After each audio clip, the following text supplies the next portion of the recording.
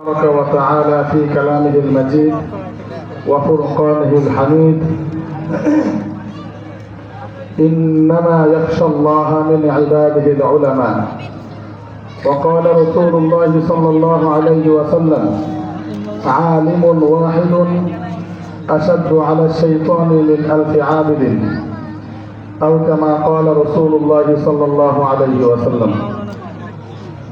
আল্লাহ রাব্বুল আলামিনের দরবারে লাখ কোটি শুকরিয়া যে আল্লাহ রাব্বুল আলামিন আজকে মারকাজুল কোরআন ওয়া সুন্নাহ মাদ্রাসার পক্ষ থেকে আয়োজিত চতুর্থ বার্ষিক ওয়াজ ও দোয়া মাহফিলের আমাদেরকে উপস্থিত হওয়ার তৌফিক দান করেছেন। আজকের সম্মানিত প্রধান অতিথি মুআজ্জাজ উলামায়ে কেরাম, উপস্থিত মুসল্লিয়ানে কেরাম, পর্দার আড়ালে শ্রদ্ধেয় মা ও বোনেরা, সকলকেই মাহফিলের পক্ষ থেকে আমি শুভেচ্ছা এবং শ্রদ্ধা জ্ঞাপন করছি। মুআজ্জাজ হাজিরিন, আপনারা জানেন কিছুক্ষণের মধ্যেই বাংলাদেশের প্রখ্যাত আলেমে দ্বীন হাফেজ কারি মাওলানা আব্দুর রহিম আল মাদানী হাফিজাহুল্লাহ আপনাদের সামনে এসে উপস্থিত হবেন। তার পূর্বে আমি অসুস্থ, আমি সামান্য একটু আলোচনা আপনাদের সামনে করব।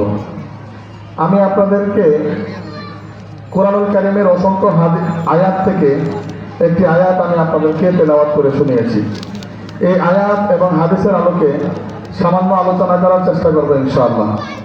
আল্লাহ রাব্বুল আলামিন সঠিক কথাগুলোকে নিজে মানা এবং আপনাদেরকে মানার তৌফিক দান করুন, এবং যেগুলো ভুল হয়ে যাবে এগুলো আল্লাহ রাব্বুল আলামিন আমাকে ক্ষমা করে দিন, এবং আপনারা যেন এর আমল থেকে বিরত থাকতে পারেন সেই তৌফিক দান করুন।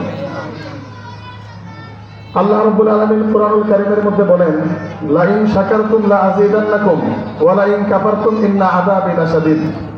যদি কোনো ব্যক্তি কোনো নেক আমল করতে পারে তাহলে যেন সে শুকরিয়া আদায় করে, কারণ শুকরিয়া আদায় করলে আল্লাহ রাব্বুল আলামিন নিয়ামতকে বাড়ায় দেন। জোরে বলেন সুবহানাল্লাহ। আজকে আমরা একটা জান্নাতি পরিবেশে আসতে পেরেছি, কথা বলেন ঠিক না বেঠিক? এটা যে জান্নাতি পরিবেশ, এটা যে জান্নাতের বাগান, এতে কারো কোনো সন্দেহ আছে? কারো কোনো সন্দেহ নাই। কেন? রাসূল আকরাম সাল্লাল্লাহু আলাইহি ওয়াসাল্লাম নিজে বলেছেন, যে সমস্ত জায়গাগুলোর মধ্যে দ্বীনি হালকা হয়, দ্বীনি মাজলিস হয়, ওই সমস্ত জায়গাগুলোর চতুর্পাশে ফেরেশতারা বেষ্টন করে রাখে। জোরে বলেন সুবহানাল্লাহ।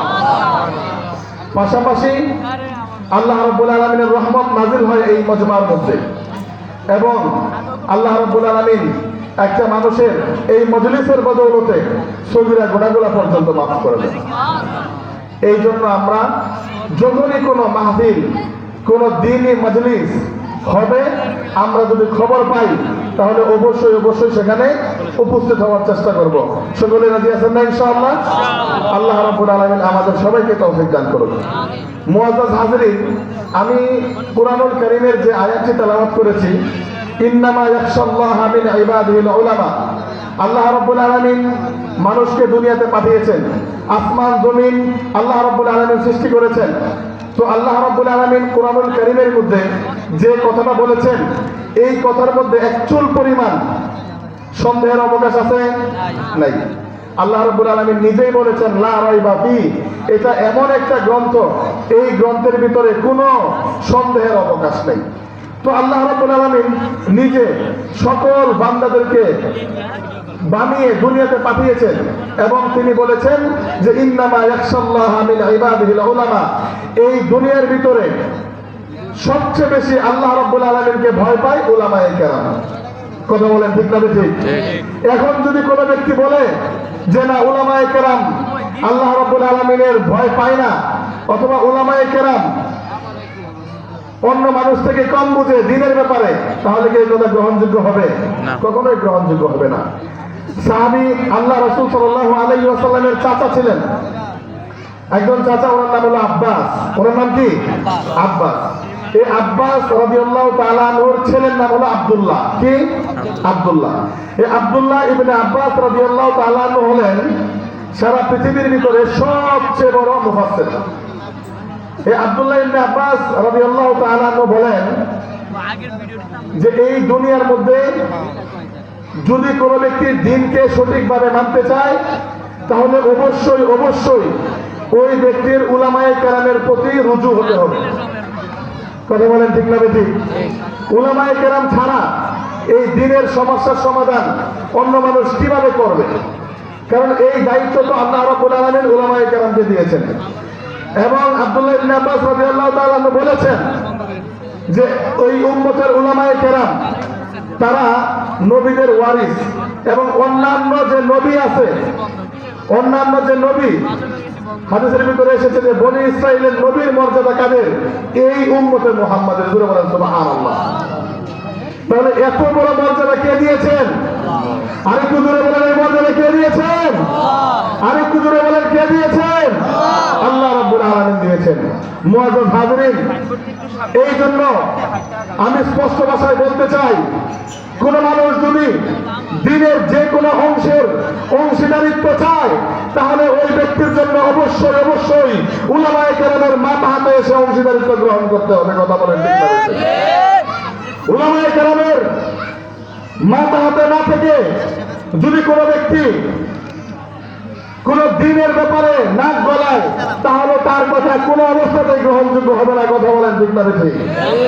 মুআজ্জাজ হাজিরিন, রাসূল আকরাম সাল্লাল্লাহু আলাইহি ওয়াসাল্লাম বলেছেন, আলিমুন ওয়াহিদুন আশাদ্দু আলা শাইতানি মিন আলফি আবিদিন। আল্লাহ রাসূল সাল্লাল্লাহু আলাইহি ওয়াসাল্লাম বলেন, আলিমুন ওয়াহিদুন, একজন আলেম, আশাদ্দু আলা শাইতানি, শয়তানের উপরে কঠিন, মিন আলফি আবিদিন, 1000 আবেদের থেকে। একদিকে 1000 আবেদ, অন্য পাশে একজন আলেম।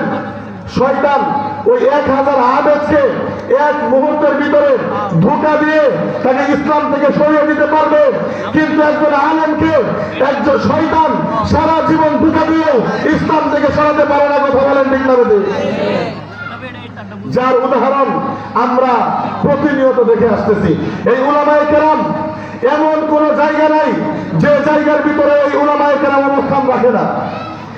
তাসলিমা নাসরিন যখন এই দেশের ভিতরে নারী পুরুষের সমান অধিকারের জন্য আন্দোলন করতে চেয়েছিল তখন প্রতিবাদ করেছিল উলামায়ে কেরাম।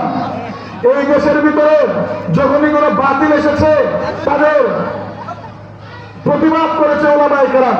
হিজবুত তাহরীর তাদের প্রতিবাদ করেছে উলামায়ে কেরাম। আওয়ামী লীগ আমল যত জুলুম নির্যাতন সবচেয়ে বেশি সহ্য করেছে উলামায়ে কেরাম, কিন্তু উলামায়ে কেরামের মুখ থেকে কোনো অবস্থাতেই তাদের বিরুদ্ধে কোনো কথা বের করতে পারে নাই। কথা বলেন ঠিক না? ইসলামের বিরুদ্ধে কোনো কথা বের করতে পেরেছে? পারে নাই।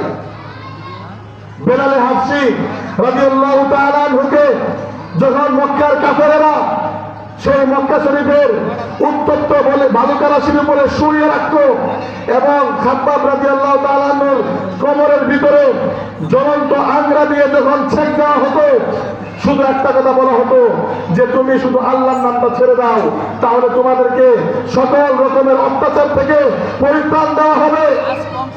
কিন্তু আমরা দেখেছি তারা আমাদের উত্তরসূরি, তারা জীবন শেষ করে ফেলেছে, তারপরেও তারা আল্লাহ রাসূলের পথ থেকে এক চুল পরিমাণ সরে আসে নাই। কথা বলেন ঠিক না? মুআজ্জাজ হাজিরিন, এই জন্য আমি নারায়ে তাকবীর, নারায়ে তাকবীর, নারায়ে তাকবীর, আব্দুল রহমান মাদানী সাহেবের আগমন, শুভেচ্ছা স্বাগতম। মার্কাজুল কোরআন ও সুন্নাহ মাদ্রাসার পক্ষ থেকে মাশাআল্লাহ হুজুর চলে এসেছেন। আমি আপনাদের সামনে